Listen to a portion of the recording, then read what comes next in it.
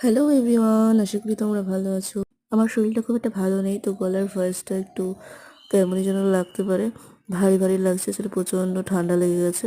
তো যাই হোক, এর মধ্যে আমি এডিটিং করছি। তো ফার্স্ট অফ অল বাবা এসেছে, আর হ্যাঁ, বাবাকে কী নিয়ে এসেছে সেটা সবটা শেয়ার করা হয়নি।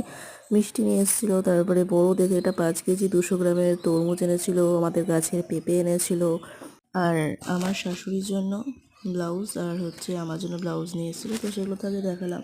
আর এখন বাবা যে প্যান্টটা পরে দেখছিল সেটা হচ্ছে আমি পয়লা বৈশাখ উপলক্ষে বাবাকে দিয়েছি। আর বাবা আমি এখন বসে বসে গল্প করছিলাম। তারপরে আমার ছোটোবেলা থেকে একটা অভ্যাস আছে, বাবার আর আমার হাতটা একসাথে রাখি, বাবা একটু দেখে কে বেশি ফর্সা কে একটু কালো।